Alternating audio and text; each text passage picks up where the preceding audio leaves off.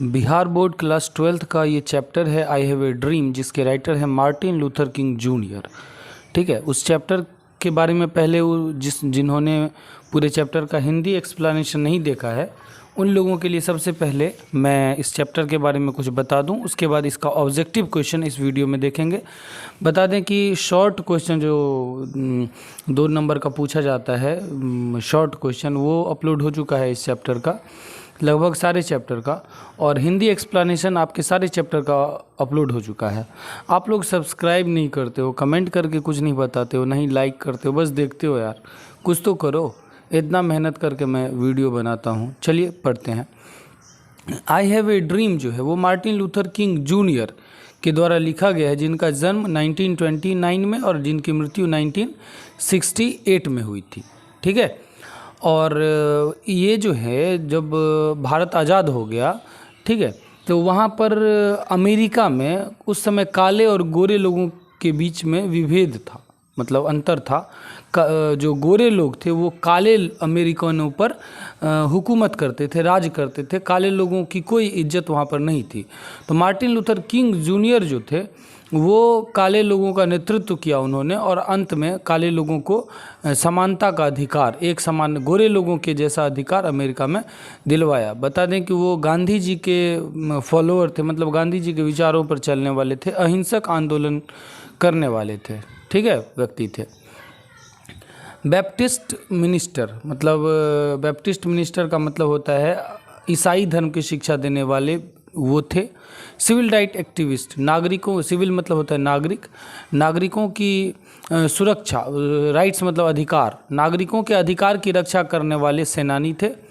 Leading the Montgomery बस boycott, Montgomery शहर का नाम है, ठीक है, उसके बस का बहिष्कार करना कि उसके बस में हम लोग नहीं बैठेंगे, उस शहर के बस में, उसका जो बॉयकॉट जो आंदोलन हुआ था उसका इन्होंने उस आंदोलन को लीड किया था, नेतृत्व इन्हीं ने किया था आगे आगे। ठीक है, इन्फ्लुएंस्ड बाय गांधी जी, ये गांधी जी से प्रभावित थे, और youngest person to receive the Nobel prize, और ये जो थे वो सबसे कम उम्र के नोबेल प्राइज़ रिसीव करने वाले, नोबेल प्राइज़ प्राप्त करने वाले उस समय के सबसे कम उम्र के व्यक्ति थे।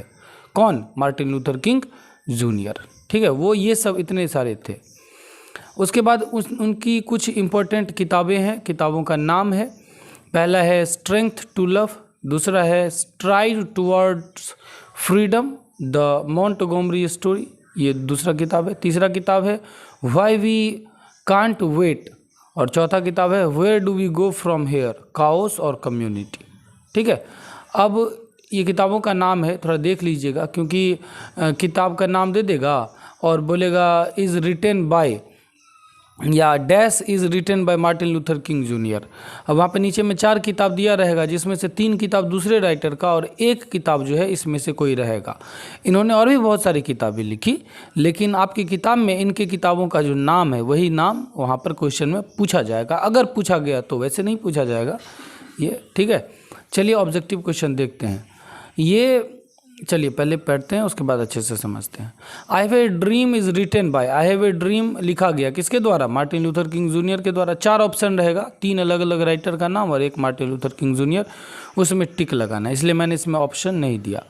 दूसरा है Martin Luther King Junior belonged to dash, Martin Luther King Junior कहाँ से बिलोंग करते थे, कहाँ के थे, रहने वाले थे? तो United state of America, America के रहने वाले थे, इसमें टिक लगाना है। ठीक है, तीसरा है आई have a dream is a part of a speech delivered by dash.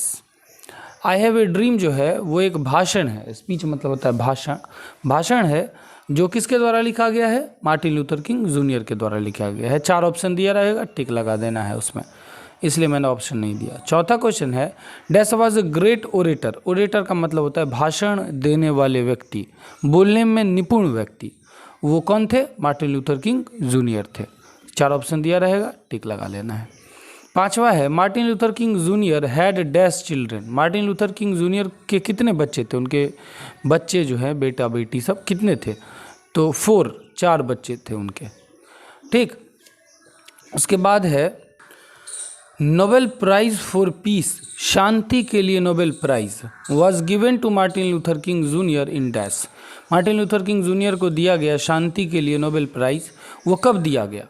1968 में, 1964 में, 1971 में या 1965 में? तो उन्हें मिला था 1964 में।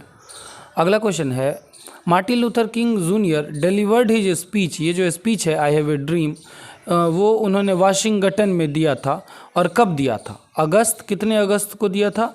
25 अगस्त 1963, 12 अगस्त 1964, 28 अगस्त 1963 या 28 अगस्त 1965? तो उन्होंने दिया था 28 अगस्त 1963 में ये वाला भाषण। ठीक, अगला क्वेश्चन है, Martin Luther King junior was a dress, Martin Luther King junior क्या थे? नीग्रो थे, नीग्रो एक जाति का नाम है, इंडियन थे, कोरियन थे या ऑस्ट्रेलियन थे? वे नीग्रो जाति के थे। ठीक है, चलिए आगे देखते हैं।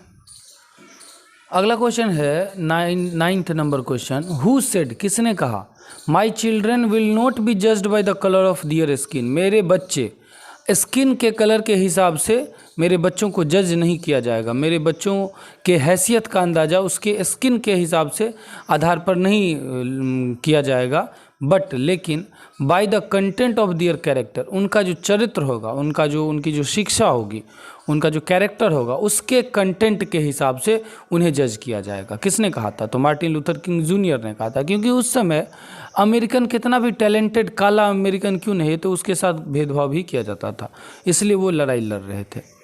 अगला क्वेश्चन है, Martin Luther King junior loves the white dash, Martin Luther king किससे प्यार करते थे?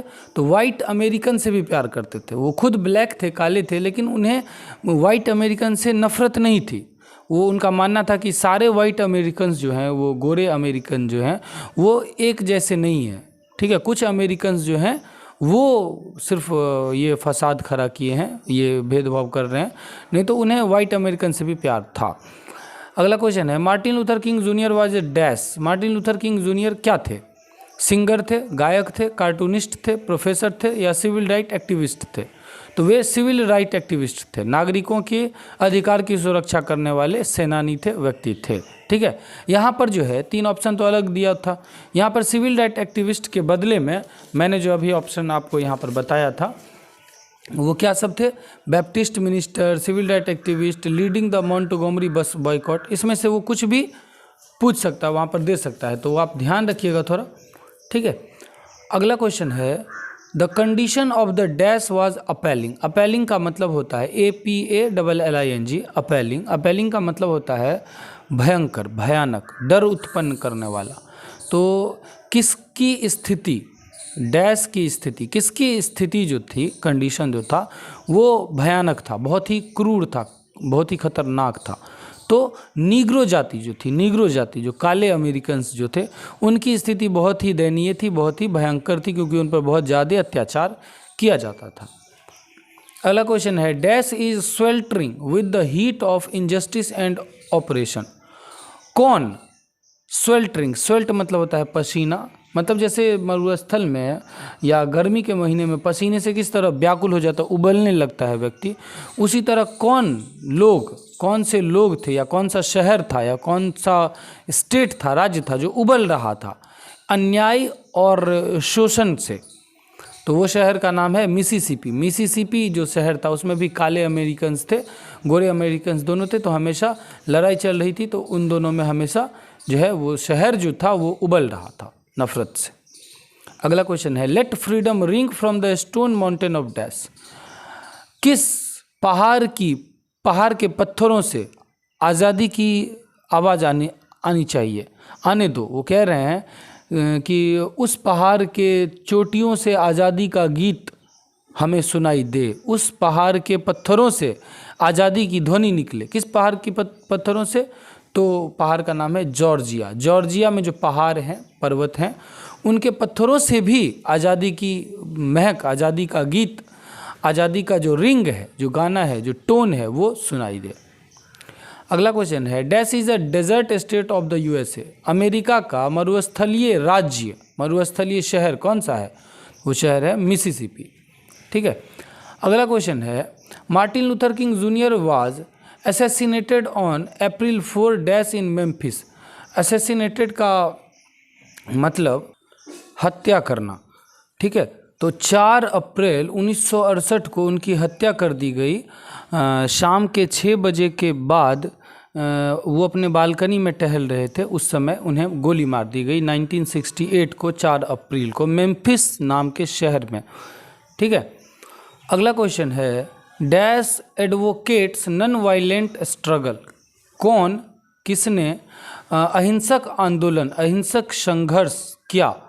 तो इधर अपने देश में महात्मा गांधी ने किया था और उधर अमेरिका में मार्टिन लूथर किंग जूनियर ने अहिंसक आंदोलन, अहिंसक संघर्ष किया। ठीक है, और काले लोगों को अपना हक दिलवाया। लाइक कर देना यार प्लीज़, और चैनल को सब्सक्राइब कर दीजिएगा। और कुछ पूछना हो तो टेलीग्राम पर सर्च कीजिएगा ट्यूटोरियल प्लानट, तो ग्रुप है उसमें ज्वाइन कर लीजिएगा।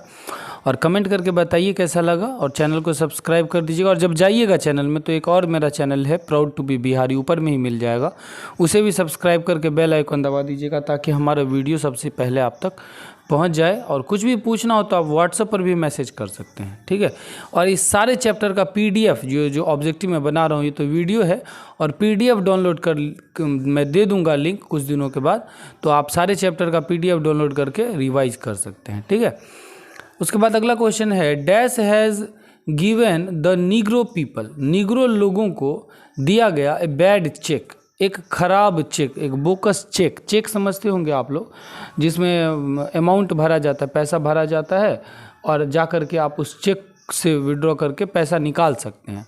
तो आज़ादी के नाम पर वहाँ पर जो, यहाँ पर बैड चेक का मतलब ये है विद इनसफिशिएंट बैलेंस, उस और इस वो जो चेक में जो था वो एकदम अपर्याप्त फंड था। ऐसा इतना पैसा नहीं था कि सारे निग्रो लोगों को मिल सके। यहाँ पर पैसे से क्या मतलब है, यहाँ पर जो फंड है इनसफिशिएंट फंड, यहाँ पर पैसे का कोई मतलब नहीं। पैसे का मतलब ये है कि निग्रो लोगों को आज़ादी तो दी गई थी, आज़ादी तो थी, लेकिन बोकस आज़ादी थी। आज़ादी के नाम पर उन्हें बस एक बैड चेक दिया गया था, झूठा दिलासा दिया गया था, लेकिन उन लोगों को कोई आज़ादी नहीं दी गई थी। उन लोगों के साथ भेदभाव जारी था।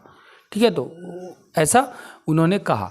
तो किसने? अमेरिका ने काले लोगों के साथ भेदभाव किया, उन्हें एक बैड चेक दिया, मतलब झूठा दिलासा दिया, झूठी आज़ादी दी। अगला है Negroes are the former dash of America. अब आखिर निग्रो है कौन? निग्रो जाति जो है वो अमेरिका का भूतपूर्व गुलाम। अमेरिका में निग्रो जाति को गुलाम बनाकर रखा जाता था। जैसे अपने इंडिया में अंग्रेज़ों ने भारतीयों को गुलाम बना के रखा था, उसी तरह अमेरिका में अमेरिकन्स ने, काले मतलब गोरे अमेरिकनों ने काले अमेरिकनों को अपना गुलाम बना करके रखा था। और अंत में इन्हें सफलता मिली और काले लोगों को भी समानता का अधिकार अमेरिका में मिला। वो हुआ मार्टिन लूथर किंग जूनियर के द्वारा। तो कैसा लगा कमेंट करके बताइए। ठीक है, thank you so much, bye bye, take care.